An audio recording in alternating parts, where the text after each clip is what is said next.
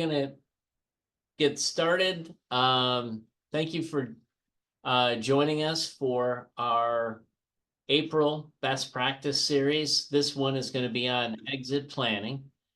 And I'm going to share my screen for the presentation.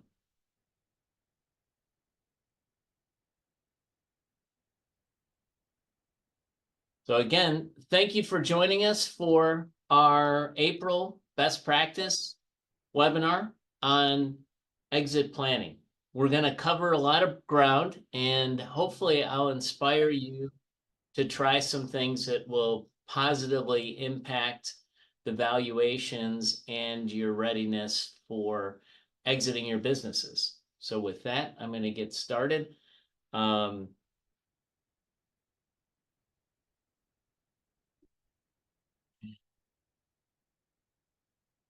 All right, little legal disclaimer. We've taken a lot of care in preparing these slides and this presentation. You're welcome to use any part of it. Just let us know if you're going to. A little bit about us. We like to think of ourselves as your partner without equity. We're passionate about helping our clients achieve their dreams financially, and committed to helping them with their long-term plans, as well as designing custom solutions for them in achieving those. Today's agenda, we're going to cover the foundations of exit value. We're going to look at exit timing and personal readiness. We're going to talk about how selling a business is similar to running a marathon, and then look at the profit first approach and how that can significantly help a business get ready for exiting. All right, so the foundations of exit value.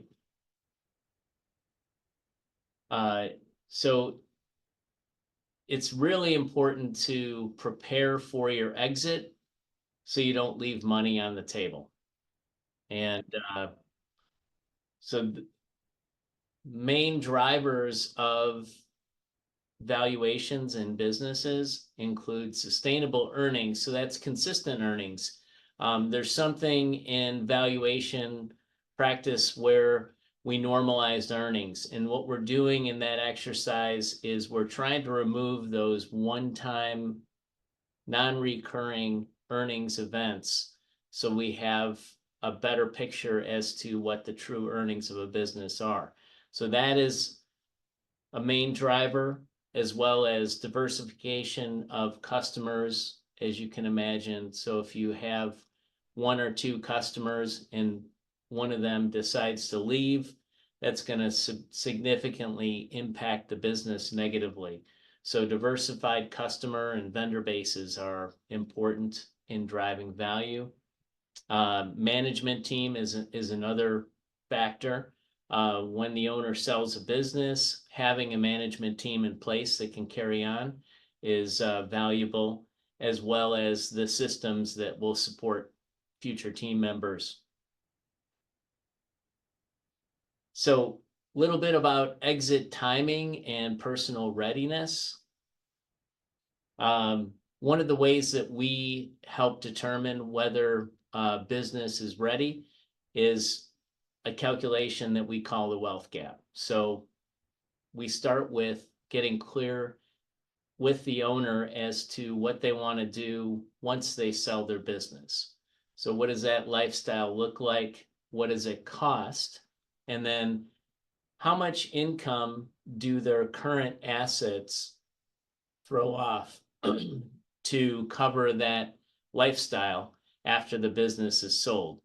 So the comparison, the result of that comparison of the retirement budget to the income that those other assets are throwing off is that wealth gap.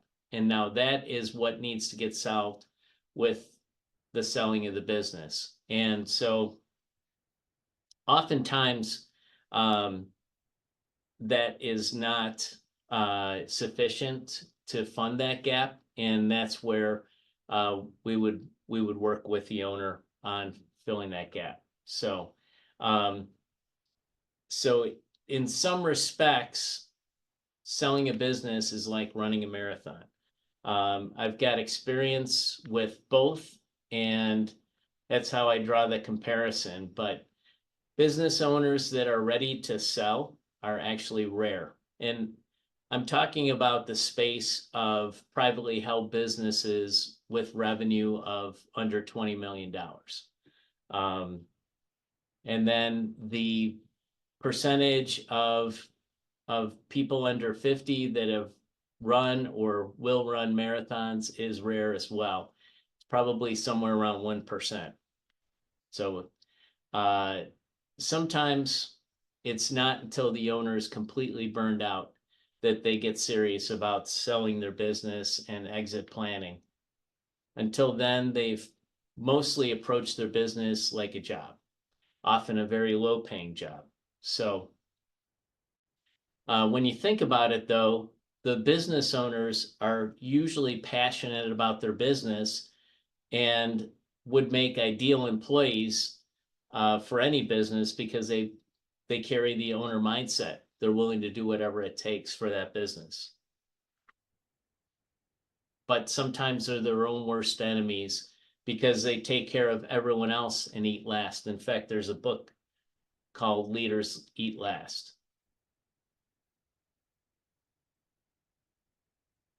So in that scenario, how much would you pay to take on the risk of owning a business, working like an owner, and being poorly paid? Probably not very much.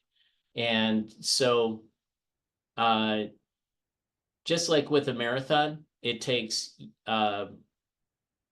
months of preparation. With a business, it can take years of preparation. So one of my business heroes is Paul Dunn, and Paul's an Australian marketing genius and prolific business writer with a pretty cool Australian accent. Two of Paul's quotes were, "Enjoy the journey, and the little things make the big difference." And I think that's relevant when it comes to preparing for a marathon and preparing for an exit sale. So you'd never think of running a marathon without marathon training. And in a marathon, if there's no disciplined approach to training, there's no enjoying the journey. In fact, you can count on hitting the wall, most likely at mile 20, if not sooner. Painful blisters, chafing, upset stomach, etc. If you don't take a disciplined approach to your business and grow right, you're destined to become a below market wage statistic. So to prepare for a marathon, I like Jeff Galloway's walk break approach. It's a 4-month run training program where you're running substantial miles every week and building up. When it comes to selling a business, if there's not a disciplined approach to growing earnings, when you're growing revenue, there's no enjoying the sale journey. In fact, you can count on a low valuation and a lack of potential buyers. To prepare for a business sale, I like profit first approach to revenue and expenses. Profit first keeps the focus on growing EBITDA, earnings before interest, taxes, depreciation, and amortization, the main driver of business valuations. So let's dig in deeper on how profit first improves EBITDA through better decision making. So the core problem with most businesses is they're growing revenue but not growing profit or earnings at the same time. And the reason why is they say yes to spending too easily. There's no discipline to expenses. Basically, the amount that's spent rises to the level of cash that's available in accounts generally. So the EBITDA reality is EBITDA is the result of revenue minus expenses. You don't need more revenue necessarily to improve EBITDA, but you need better decisions about expenses to consistently grow EBITDA. So enter profit first. Profit first flips the formula and it becomes revenue minus profit equal expenses. So right off the table, when you collect your revenue, you're automatically allocating to a profit account. That is ensuring that your earnings are growing.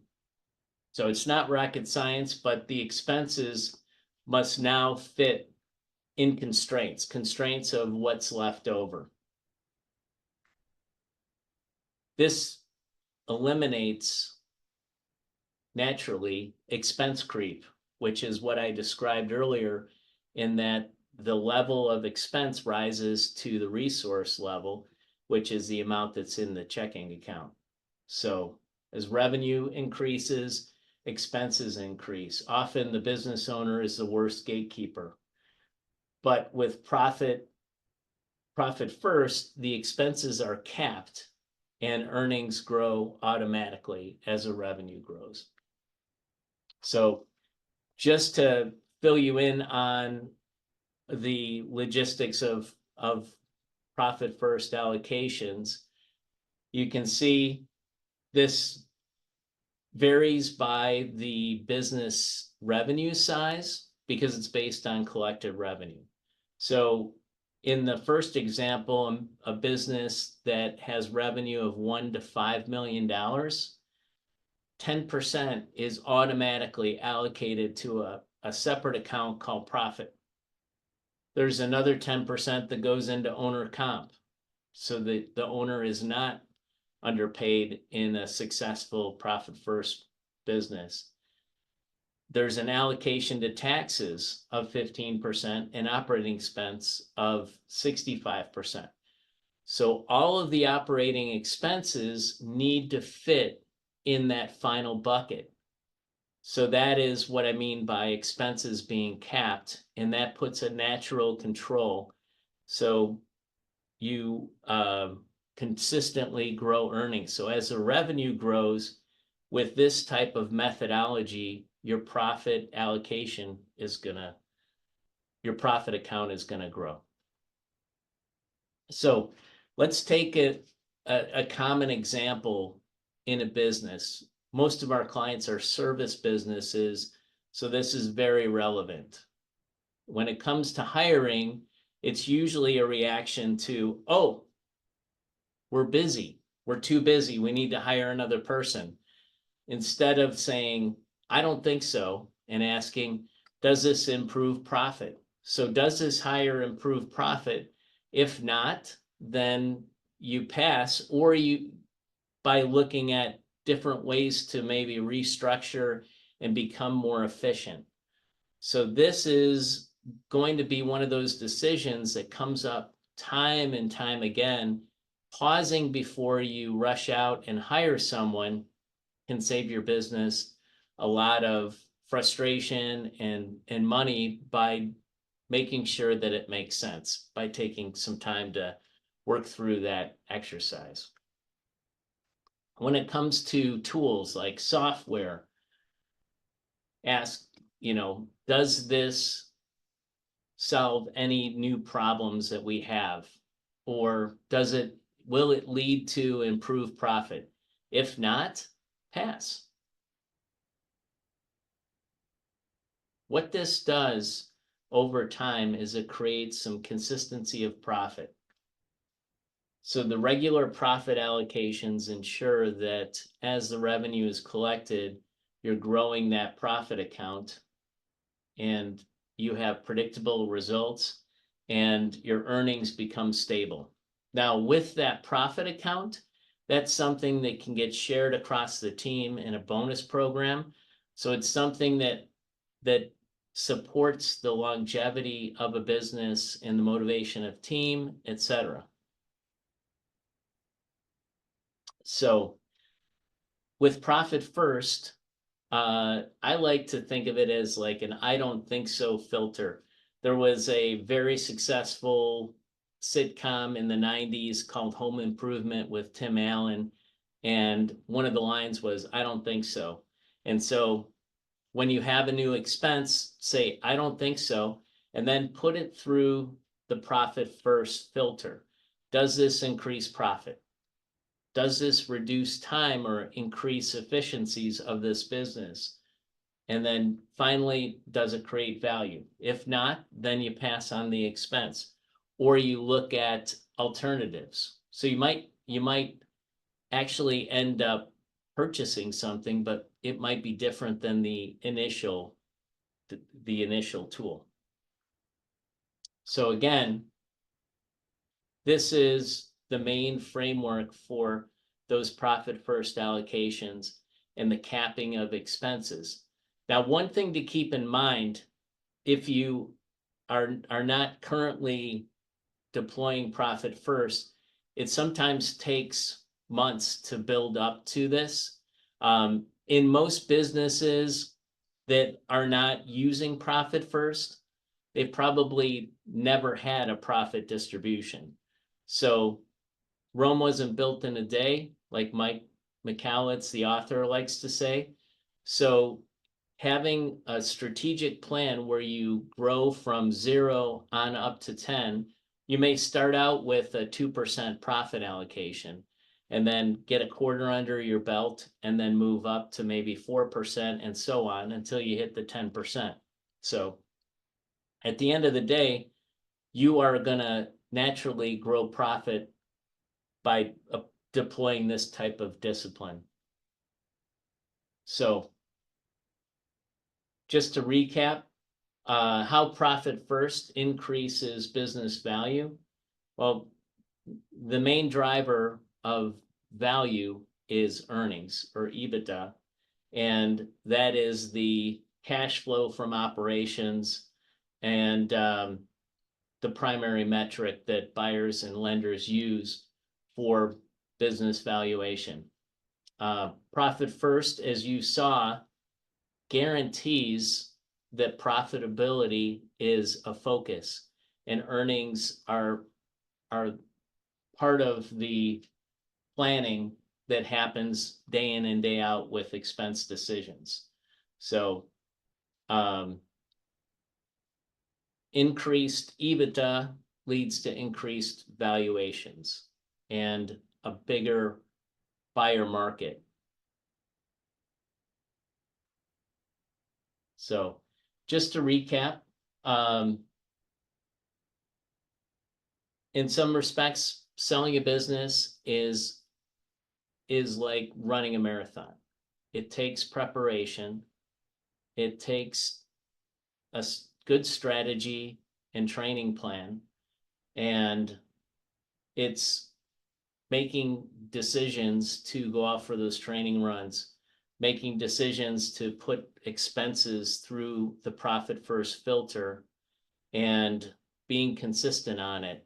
And as long as you do that, your behavior will be aligned with growing the value of your business. And as the value of your business grows, so will your readiness to actually sell the business and your ability to sell the business.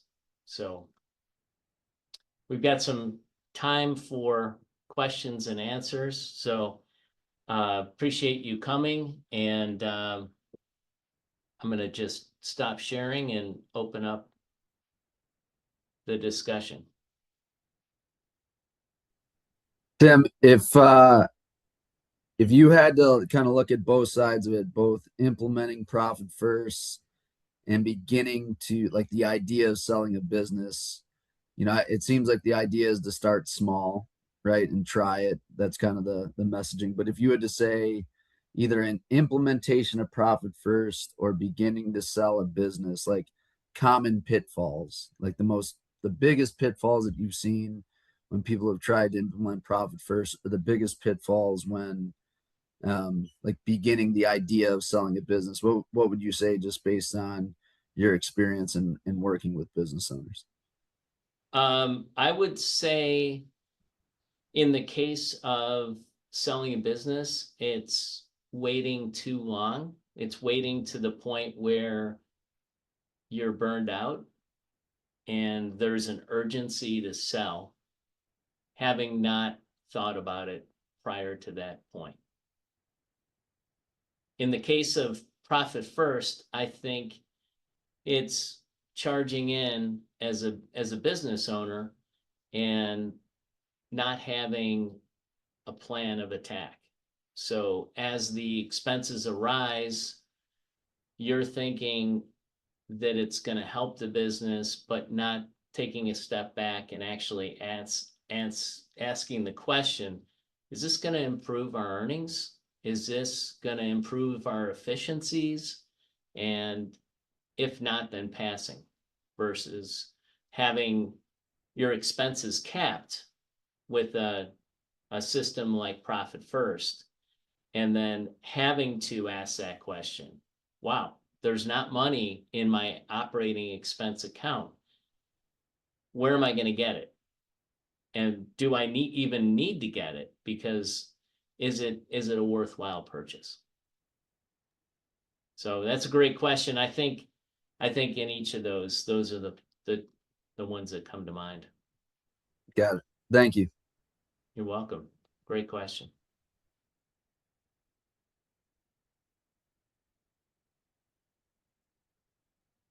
Anyone else? We've got a little time.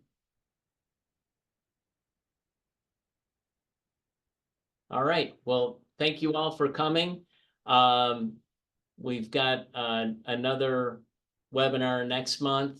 And if you're interested in Profit First, we've had a couple webinars this year already on Profit First, and they're available on our website. So feel free to utilize those. And if you want to explore exit planning or Profit First, feel free to go to our website and book a meeting. Thank you, and we'll see you next month. Thanks, Thanks, Tim. Tim. You're welcome.